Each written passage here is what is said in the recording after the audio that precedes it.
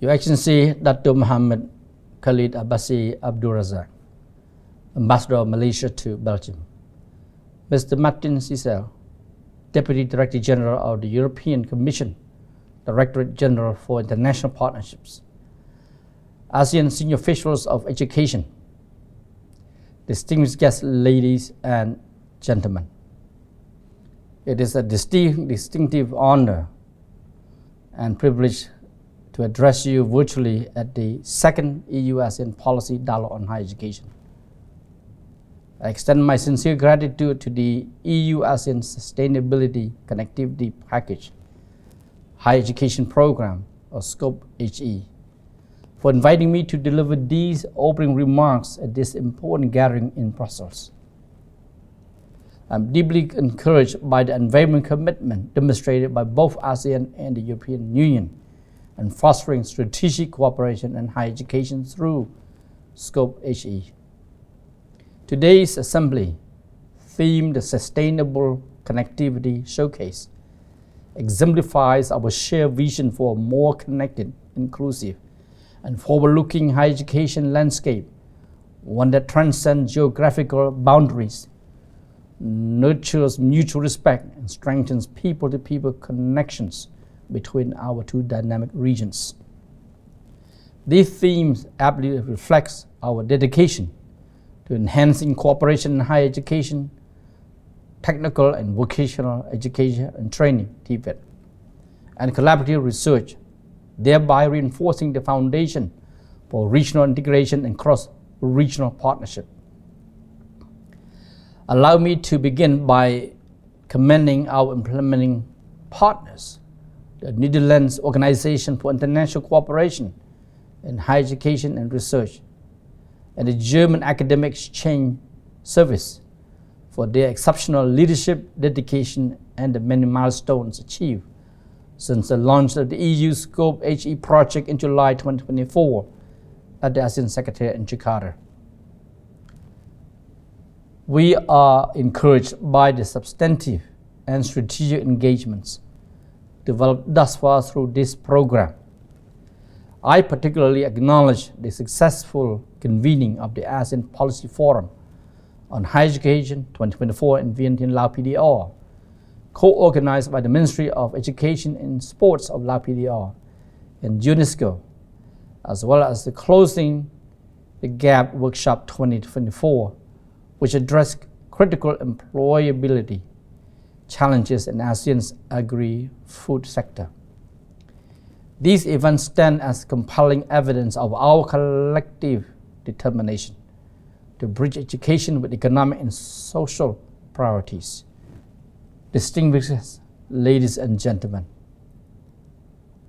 the EU Scope HE embodies a powerful synergy, ASEAN and the EU collaborating to shape a more connected and dynamic higher education ecosystem. Through substantial financial support, this initiative not only strengthens ASEAN-EU linkages, but also enhances connectivity within ASEAN itself. What renders this initiative particularly meaningful is its deliberate focus on gender equality, women's empowerment, and the cultivation of digital and green skills. These priorities are not merely timely, but essential to ensuring our education systems remain inclusive, future-oriented, and responsive to the rapidly evolving demands of the 21st century. In our rapidly evolving global landscape, higher education is undergoing unprecedented transformation. The convergence of artificial intelligence, digital learning platforms, and global workforce demands has fundamentally reshaped how knowledge is created, shared, and applied. Moving forward, our transnational educational partnerships must prioritize sustainability, science, climate resilience, and the ethical use of technology, fields that will shape the future of our world. At a time when some nations are implementing restrictive education policies, the European Union stands as a beacon of academic freedom and scientific integrity. This policy dialogue represents a critical opportunity to position ASEAN-EU cooperation at the forefront of these developments, ensuring our students and institutions remain competitive while addressing pressing global challenges through collaborative innovation and knowledge exchange. Distinguished guests, ladies and gentlemen, as we convene for this important policy dialogue, I am inspired by our focus on several forward-looking topics of strategic significance to both ASEAN and the EU. First, we will advance the international education collaboration through strengthening Erasmus partnership and exploring the feasibility of intra-ASEAN scholarship framework. I wish to highlight the adoption of the ASEAN-Somalia Joint Declaration on the Common Space in Southeast Asian Higher Education in August last year, which created momentum for developing this framework. The Common Space reflects the shared vision of ASEAN and Somalia to nurture regional cooperation, enhance higher education quality, and facilitate seamless mobility, mutual recognition, and knowledge exchange among Southeast Asian nations. We look forward to continued support and partnership from the EU in advancing this crucial agenda. I am also pleased to share that under its ASEAN chairmanship in 2025, Malaysia is spearheading the development of the ASEAN Leaders' Declaration on Higher Education towards an inclusive, sustainable, and prosperous ASEAN. This declaration reflects our collective commitment to promote inclusive, sustainable, and high-quality education across the region.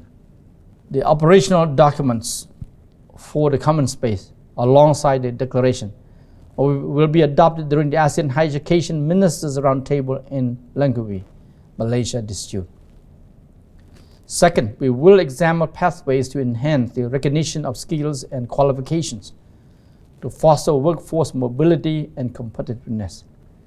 In this context, ASEAN deeply values the EU's support in sharing insights from the Bologna process, which has served as an exemplary model for higher education harmonization. Third, we welcome the emphasis on youth engagement in shaping education policy. ASEAN recognizes that young people as future leaders are not only beneficiaries but architects of the future. Their active participation is indispensable in ensuring our education systems remain relevant, inclusive, and responsive to evolving societal needs. In this spirit, we commend the EU's continued support for ASEAN students, including the Erasmus Modest Joint Master's Scholarships, the EU Share Program, which concluded in 2022, and various bilateral scholarship arrangements between EU and ASEAN member states, all of which have enriched educational exchanges between our two regions.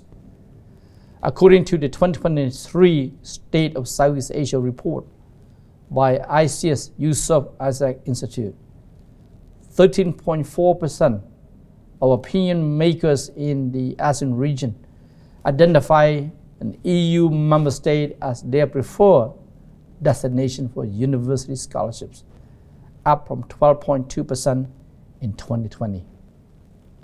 When including the UK, this figure rose to 29.3%, highlighting the increasing recognition of Europe's education excellence. Furthermore, since 2014, over 5,500 students and staff from ASEAN University have received EU-funded scholarships, while nearly 3,000 European students and staff have studied or worked in ASEAN under the Erasmus Plus program. These statistics represent more than mere numbers. They embody transformed lives, shape futures, and strengthen communities, all fostered through the empowering force of education. Distinguished guests, ladies and gentlemen, as we await outcomes of this meeting, we expect the development of a policy brief that will summarize today's discussions and offer concrete recommendations for advancing Erasmus-inspired initiatives in ASEAN. Such a document will be instrumental in guiding our collaborative efforts and ensuring that our initiatives are both strategic and impactful. In closing, I wish to applaud the unwavering commitment of ASEAN senior officials, our EU counterparts, and all stakeholders present. Your passion, dedication, and collaboration are indispensable to our shared success. Together, we are equipping our learners with the tools, knowledge, and values they need to thrive in an increasingly interconnected world. As Albert Einstein once wisely observed, education is not the learning of facts, but the training of the mind to think. Let us be guided by this wisdom as we nurture critical and innovative thinking, foster creativity, and build a more sustainable, resilient, and inclusive future through education.